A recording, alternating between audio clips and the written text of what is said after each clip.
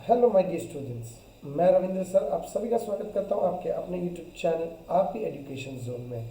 जैसा कि आप सभी जानते हैं, हम शुरुआत कर चुके हैं हमारे एलएमआर सीरीज में, जिसमें हमने लिया है section first, that is difference between. और इसके अंदर हम क्वेश्चन कंप्लीट कर चुके हैं, नियरली अबाउट 8 क्वेश्चंस। अब हम आगे करेंगे। अब हमारे रिमेनिंग बचे हुए हैं 5 क्वेश्चंस, उनको एक एक करके कंप्लीट करते हैं और इसके बाद मैं स्टार्ट करने वाला हूँ आंसर दी फॉलोइंग सेक्शन और एग्री डिसएग्री सेक्शन।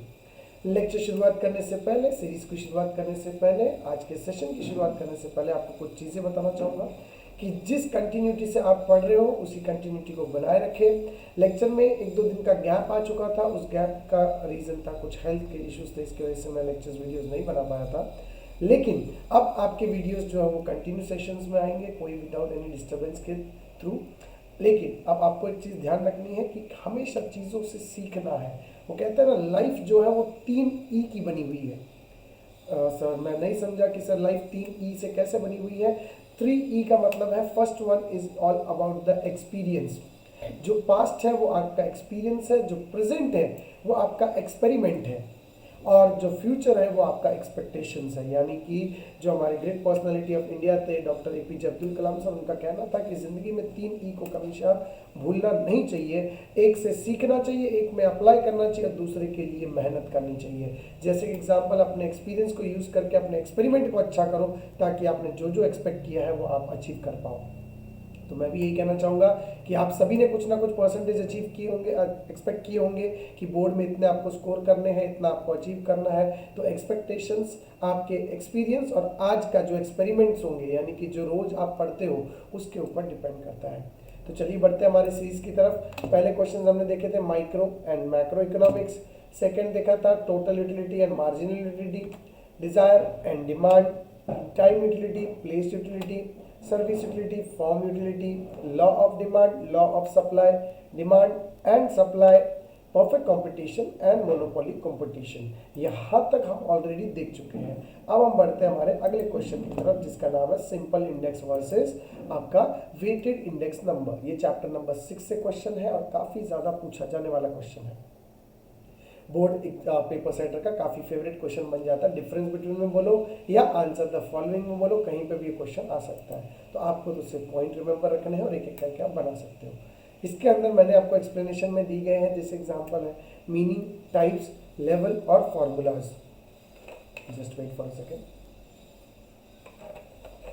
इसमें मैंने आपको दिया है meaning, types, level and formulas.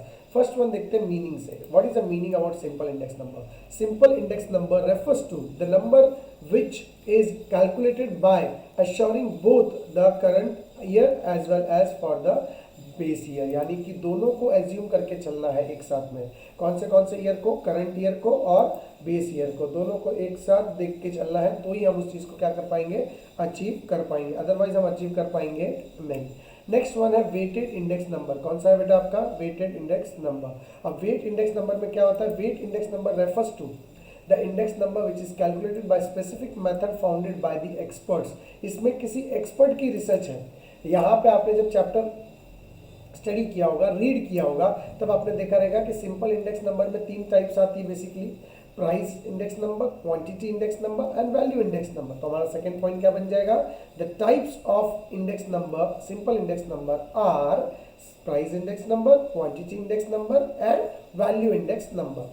और वेटेड इंडेक्स नंबर में 2 लोगों ने पर्सनल रिसर्च की थी, क्योंकि यहाँ पे बोला गया specific method which is founded by the experts. तो एक्सपर्ट जो रिसर्च किए रहेंगे वही फॉर्मूला हमको वहाँ पे क्या करना है? यूज करना है। तो एक्सपर्ट्स ने जो फॉर्मूले दिए थे वो 2 एक्सपर्ट्स के नाम आपको लिख रहे हैं और आगे इंडेक्स नंबर आ जाएगा। तो जैसे कि in weighted index number method there are 2 types: last year price index number and Paasche's price index number. अब इसको आप याद कैसे रखोगे? तो लाशा भाई फॉर लास्ट ईयर, पाशा भाई फॉर प्रेजेंट ईयर, इस तरीके से याद रखना। क्या याद रखना? लाशा भाई for last year and Pasha भाई फॉर प्रेजेंट ईयर। इस तरीके से आप चीज़ों को क्या करते रहोगे? रिमाइंड करते रहोगे, तो आपको एग्जाम में भी क्लिक हो जाएगा चीज़ें क्या है, कैसी रहने वाली है।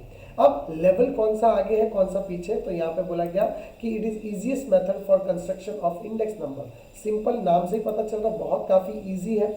जैसे आप लोगों ने इसके फॉर्मूलाज भी देखा, आप इसमें लिख सकते हो, जैसे प्राइस, क्वांटिटी और वैल्यू इंडेक्स नंबर का। तो आप लोगों ने देखा काफ़ी ईजी है। सबमिशन यानी कि total of P of current year, price of current year divided by the price submission total of the price of base year और मल्टीप्लाई बाय 100 कर देना तो आपका आंसर निकल आता है। लेकिन यही सेम चीज़ एक कॉम्प्लेक्स हो जाता है कौन सा, वेटेड इंडेक्स नंबर, क्योंकि इसमें काफ़ी ज़्यादा कंफ्यूजन है। लास्ट ईयर में दोनों क्वांटिटी लास्ट ईयर की होगी, अब प्रेजेंट ईयर में यानी कि पाशा बाई में दोनों क्वांटिटी कौन सी होगी, प्रेजेंट ईयर की होगी, चाहे वो न्यूमरेटर की हो चाहे वो डिनोमिनेटर की हो, दोनों सेम रहने वाली है। तो इसके लिए ये थोड़ा सा कॉम्प्लेक्स मेथड हो जाता है कौन सा, वेटेड इंडेक्स नंबर। बाद में आपको नीचे फॉर्मूला लिख देने हैं। मैंने सिर्फ यहाँ पे हेडिंग लिखी है प्राइस, क्वांटिटी और वैल्यू, और वहाँ पे लिखा last year and Pasha.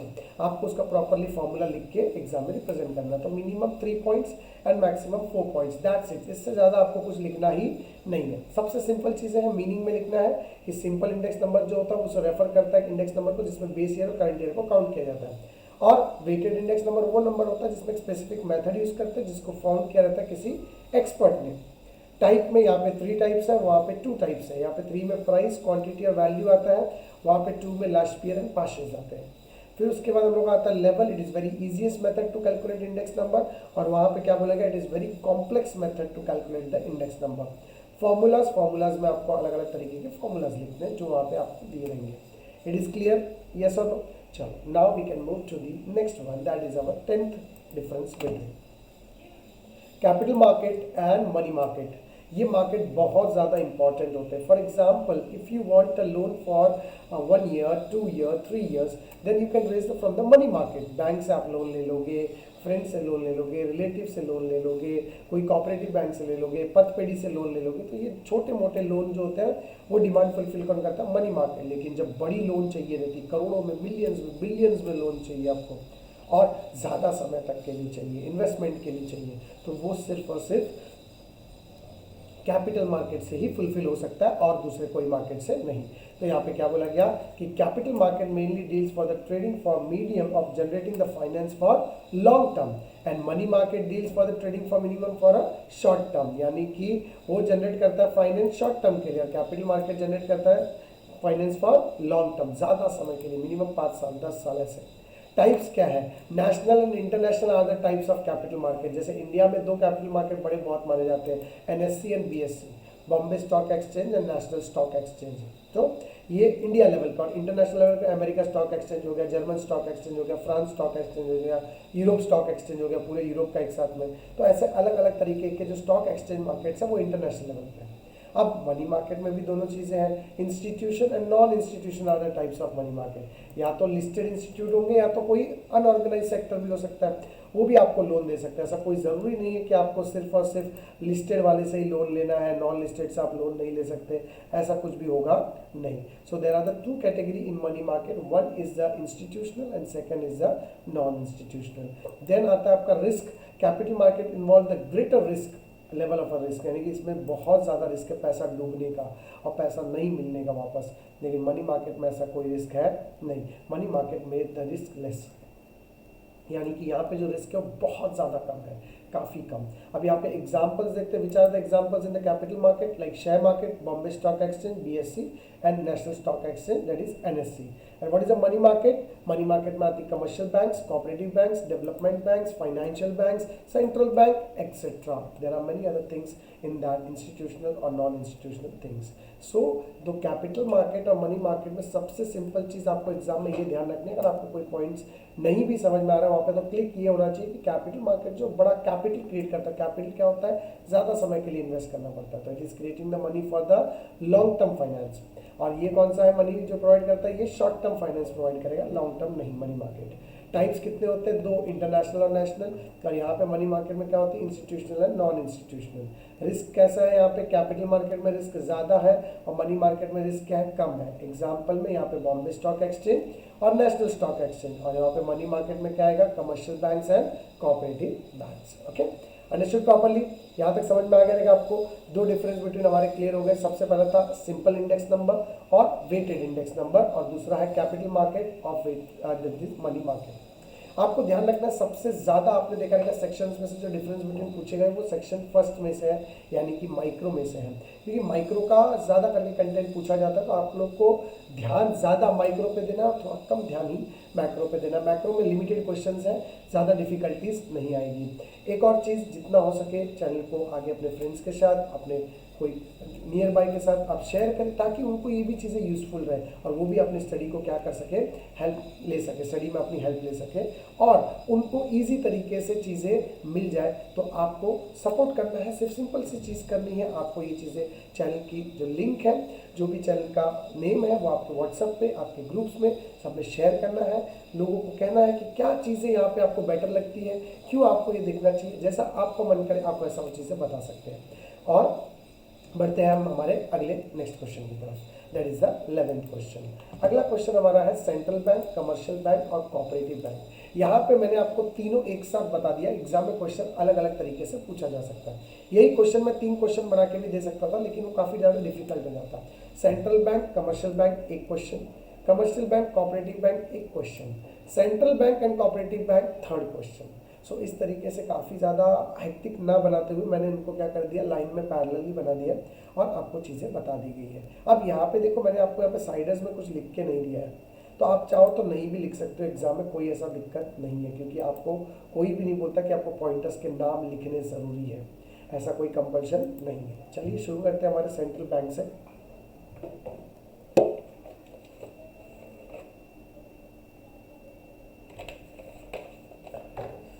Central bank is a bank, Central bank is a bank which gives the head or the apex of banking system. Central bank वो बैंक है जो हमारी सारी बैंकों की जो है वो हेड बैंक है, सबसे बड़ी बैंक है, सबसे अपेक्स बैंक है, सबसे ऊपर आती है, टॉप लेवल बैंक जो है वो कौन सी बैंक है, सेंट्रल बैंक है।